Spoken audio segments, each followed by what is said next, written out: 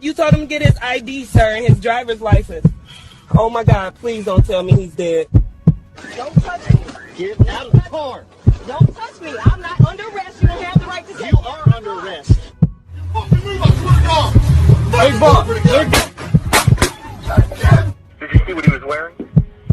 Yeah, a dark hoodie, like a gray hoodie, and we want justice by any means necessary. We want equality by any means necessary. We don't think that we should have to sit around and wait for some segregationist congressmen and senators and a president from Texas in Washington, D.C. to make up their mind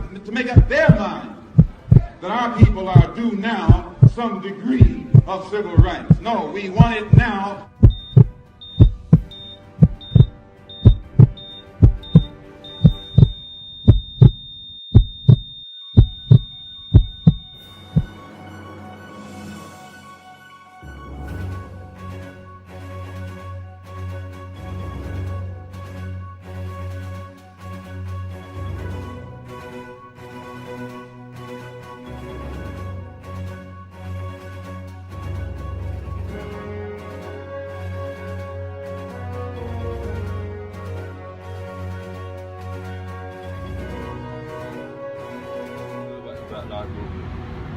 Black Lives Matter movement.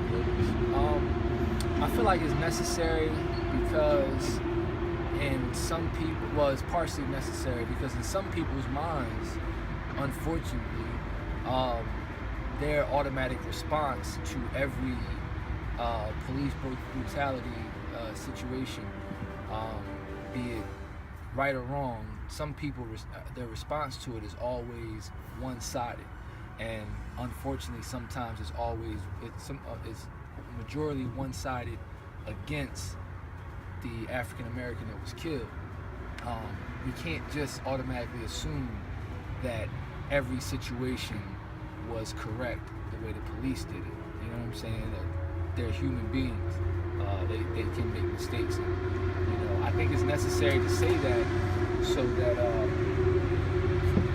that justice is brought, justice is served, be it right or wrong on either side. So definitely necessary. Well, yeah, I think that's credibility. I mean, I think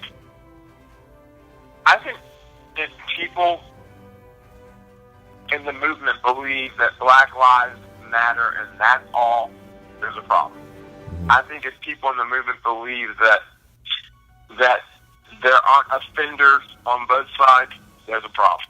Mm-hmm. Now, I think someone pointed out there are in the Jewish Association or organization, and I'm sure there are other organizations that represent different cultures, and so there's nothing wrong with that. Now, I think that Black Lives Matter, if it's telling people to go and riot and break things up and all that, and I have a problem with that. Mm-hmm.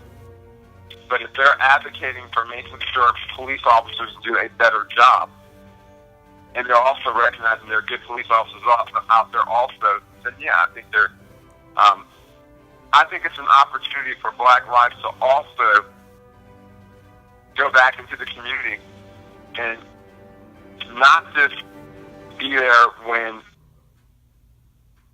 a tragedy happens, but also to be there in the very beginning to identify these young Black guys that are in school that aren't doing well, that need help, the young teenagers, so they can not go down the wrong path in the first place.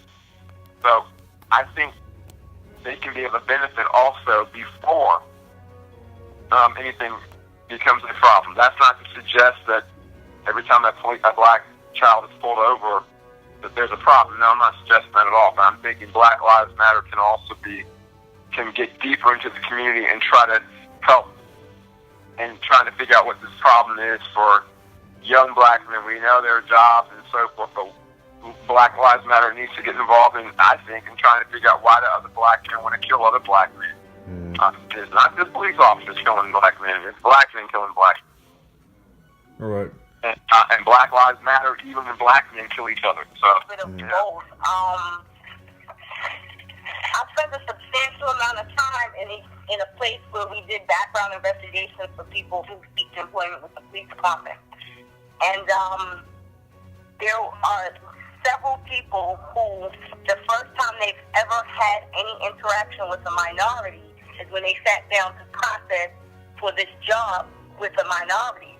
You know, they grew up in their towns out in either, you know, Westchester or Dutchess County or Nassau or Suffolk County, and their first interaction with a minority was when they sat down. And basically their only perception or the only understanding that they have of black people is what they see on television. I also think that it is a lack of communication in terms of, but I think that the lack of communication is due to perception on both police officers' perceptions as well as the community's perceptions. I've had on occasions people speak to me and think that just because I'm a police officer that my frame of mind is the same as all police officers, and I have to explain to people that I'm a black woman first and I'm a police officer second. I'm a police officer as an appointment. I will always be a black woman. There can be a time when I won't be a police officer. Unfortunately, there are stereotypes that we, on both sides, that cloud everyone's judgment when it comes to dealing with each other. Every white person in this room who would be happy to be treated as this society in general treats our citizens, our black citizens, if you as a white person would be happy to receive the same treatment that our black citizens do in this society, please stand.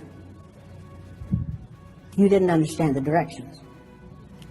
If you white folks want to be treated the way blacks are in this society, stand. Nobody's standing here. That says very plainly that you know what's happening. You know you don't want it for you. I want to know why you're so willing to accept it or to allow it to happen for others.